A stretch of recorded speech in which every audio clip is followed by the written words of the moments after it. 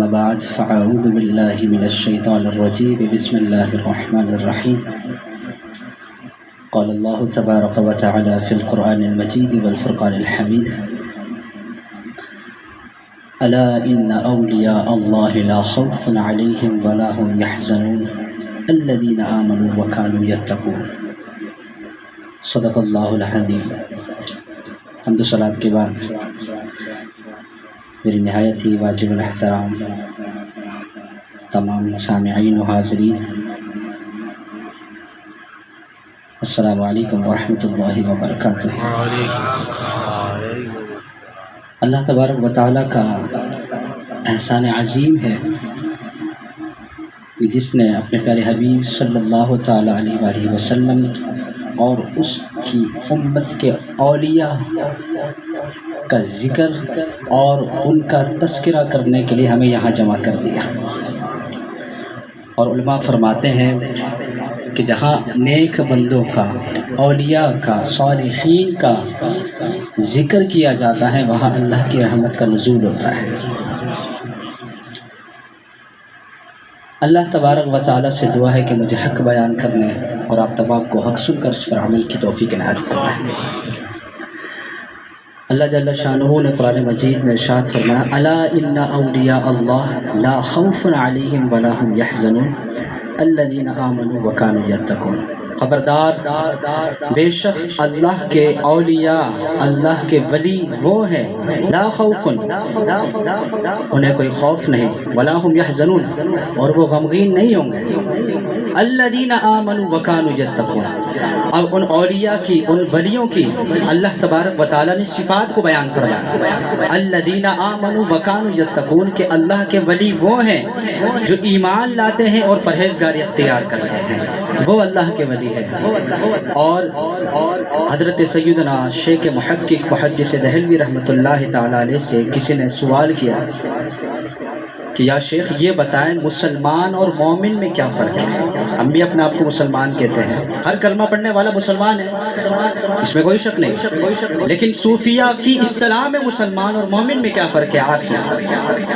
آپ نے فرمایا ہماری اصطلاح میں جو شخص کلمہ پڑھ لے، جو اسلام کو قبول کر لے، جو اسلام میں داخل ہو جائے، ہم اسے کیا کہتے ہیں؟ مسلمان کہتے ہیں۔ کہا مومن کسے کہتے ہیں؟ کہا جو کلمہ پڑھے، جو اسلام میں داخل ہو، ہم اسے کہتے ہیں مسلمان، اور جس میں اسلام داخل ہو جائے وہ مومن ہوتا ہے۔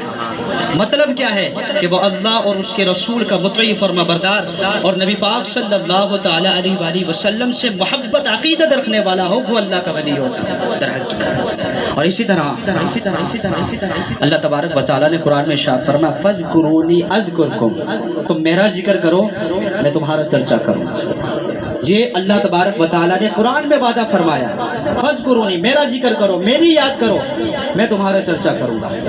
دنیا کے اندر کتنے بڑے بڑے لوگ آئے، فرعون، حامان، شداد، قارون،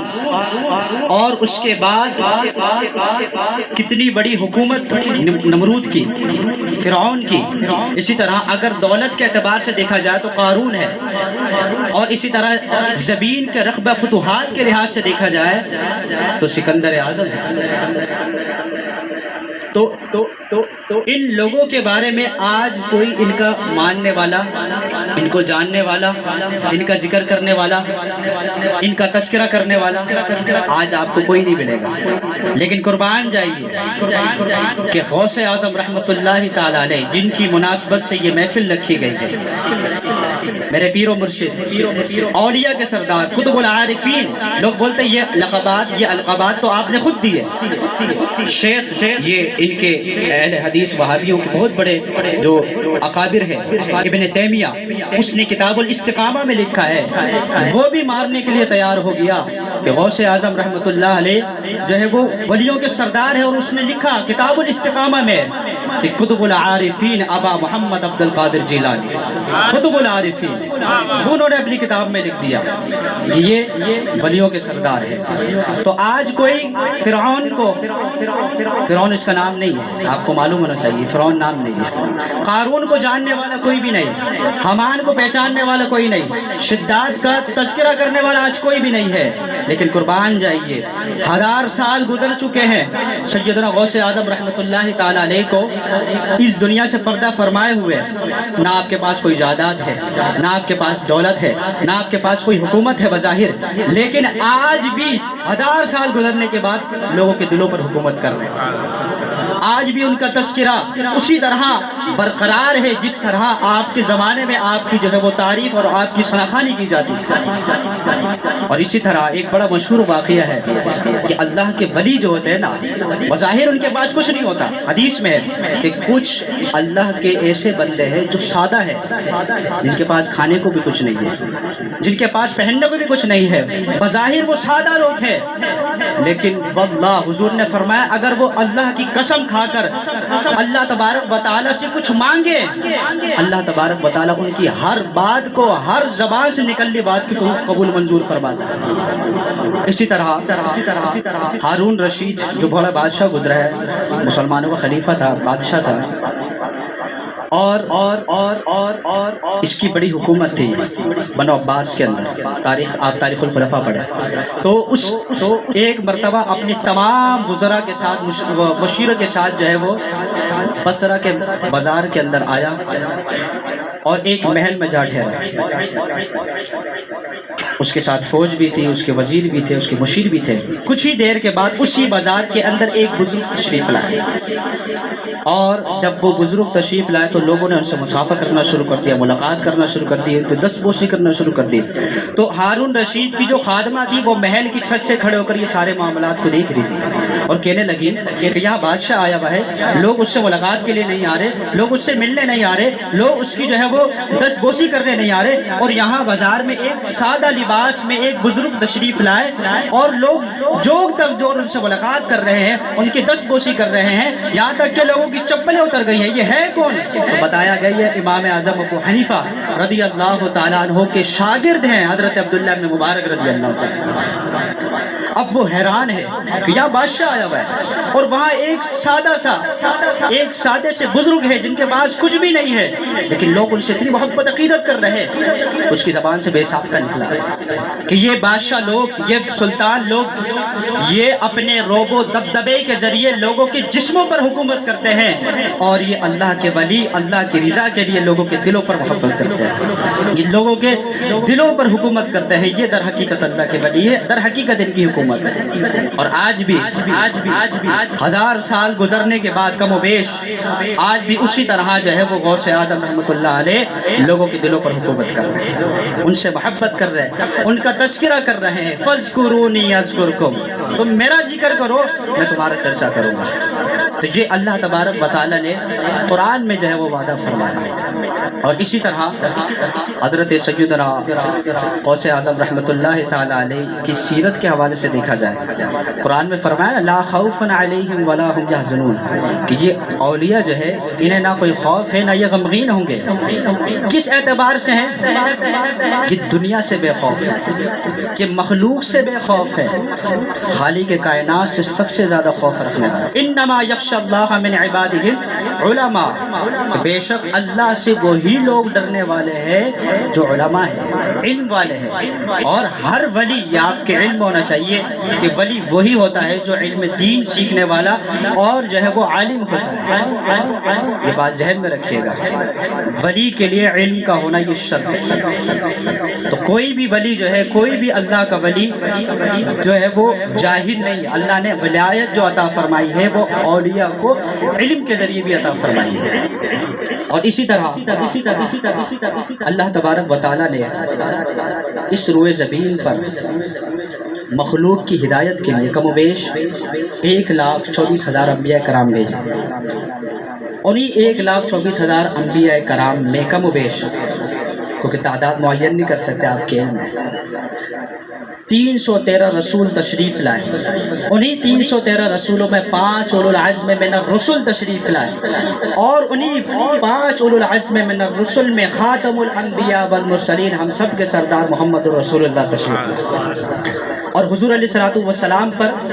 ختم نبوت ہو گیا، نبوت اور رسالت کا دروازہ بند ہو گیا، مغلق الباب، اب آپ کے بعد کوئی نبی، کوئی رسول، کوئی شریعت، کوئی کتاب نہیں آئے گی، تو اب قیامت تک انسانوں کی جو رہنمائی ہے، انسانوں کی جو ہدایت ہے، انسانوں کو جو طریقہ جو لوگوں کو چلانا ہے، علماء فرماتے ہیں اب قیامت تک نبوت تو نہیں آئے گی، نبوت جو ہے وہ دروازہ بند ہو چکا ہے، تو قیامت تک اب جو بھی آئے گا وہ اللہ کا ولی آئے گا، اور وہ اللہ کے ولی اولیاء کرام جو ہے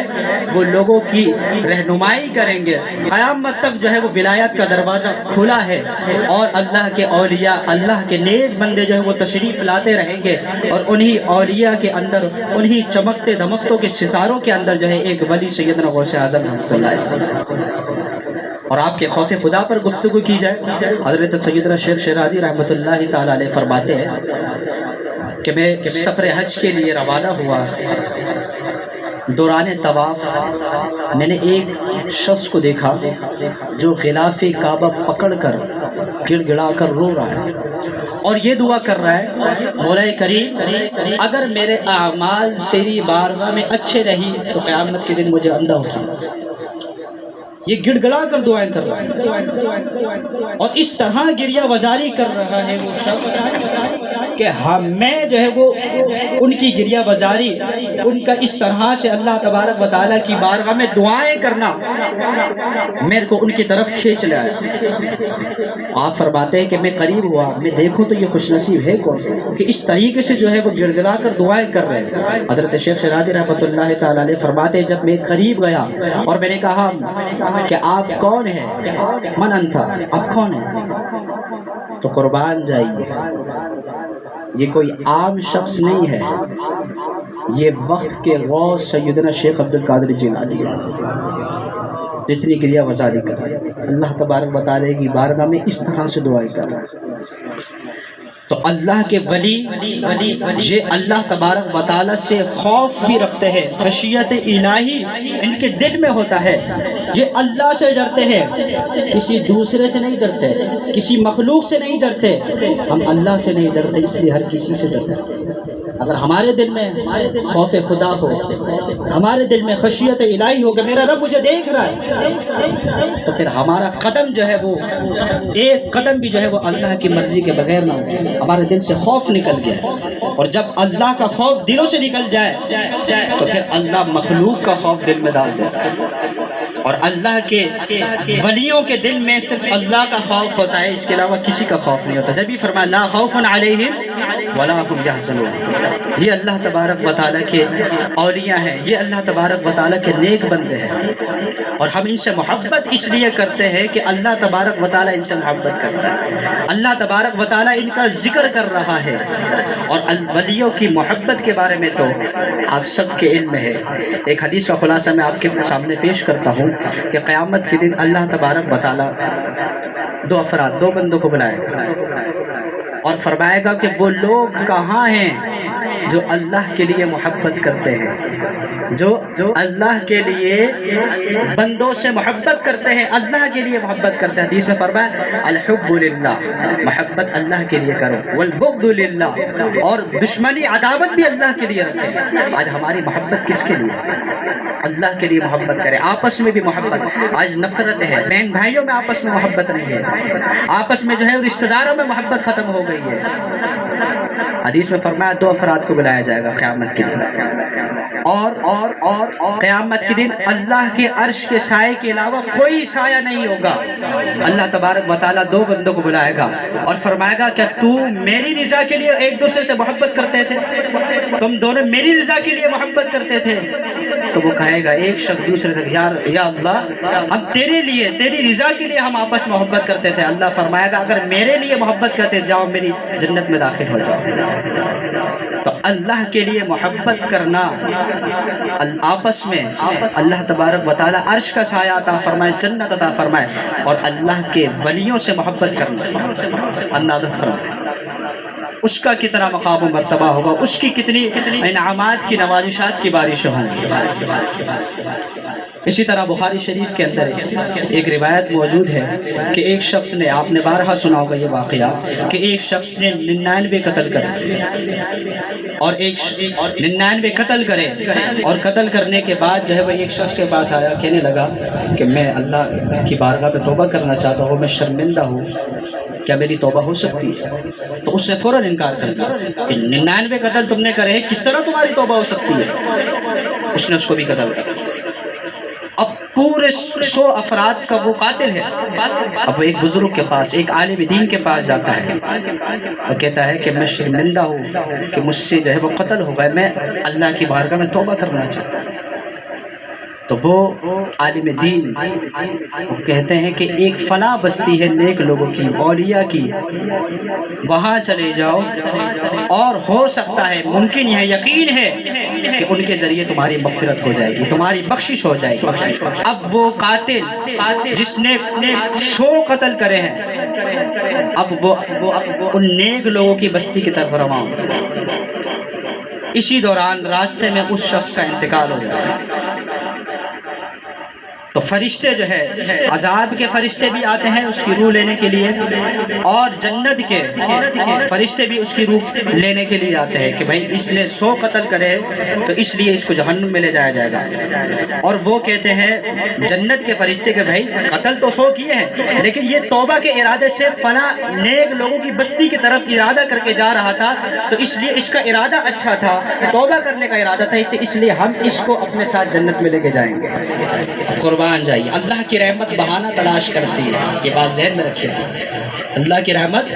بہانہ تلاش کرتے، تم اللہ کی راہ میں، اللہ کی بارگاہ میں ایک آنسو تو بہاؤ، اللہ تمہارے سارے گناہوں کو معاف کر دے گا۔ آج ہم اللہ کی بارگاہ میں آئیں، گڑ گڑا کر توبہ کریں، جتنے گناہ ہوئے اس کی بارگاہ میں آ کر مولا کریم معاف کر دے۔ گناہ ہو جاتے ہیں، انسان خطا کا پتلا، معافی تو مانگے ہم اللہ کی بارگاہ میں، لا تقنطوا من رحمت اللہ، اللہ کی رحمت سے مایوس مت ہو، اللہ تمہارے سارے گناہوں کو معاف کر دے گا، لیکن اللہ کی بارگاہ میں تو آؤ۔ اب وہ اللہ کا ولی نیک لوگوں کی بستی کی طرف جو شخص جا رہا تھا قاتل، اللہ نے فرمایا اے فرشتوں آپس میں بحث و مباحثہ نہ کرو، بلکہ اس کی زمین کو، اس نے جتنے فاصلے جتنے قدم چلا ہے اس کی زمین کو پیمائش کرو، ناپو، اگر یہ نیک لوگوں کی بستی کے قریب ہوا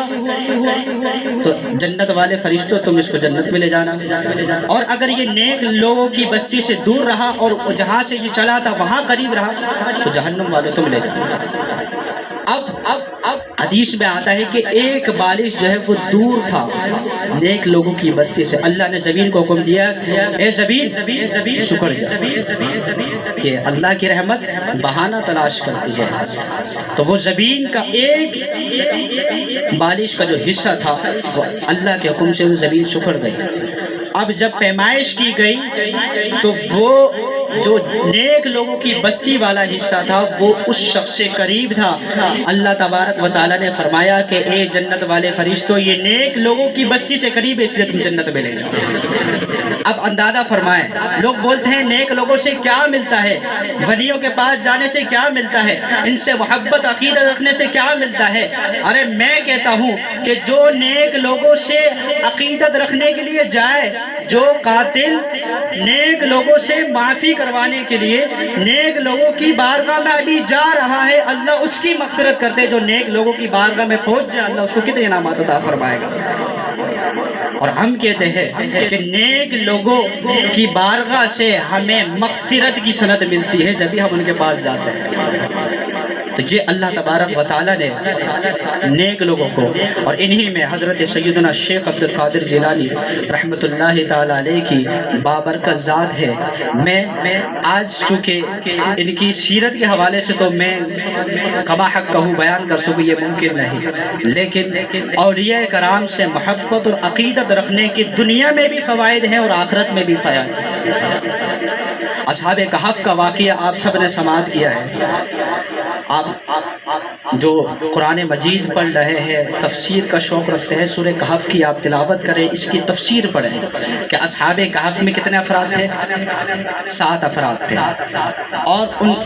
کا ایک جو ہے وہ کتا تھا۔ اصحاب کہف کے بارے میں آتا ہے کہ یہ وہ نیک لوگ ہیں، حضرت عیسیٰ علیہ السلام کے بعد یہ 7 افراد یہ وہ لوگ ہیں کہ دقیانوس بادشاہ جو بڑا ظالم تھا اور لوگوں کو قتل کر دیا کرتا تھا، جو اس کی بات نہ مانے اور جو آخرت کا انکار نہ کرے اس کو قتل کر دیتا۔ تو اس لیے یہ 7 افراد، یہ اصحاب کہف والے لوگ،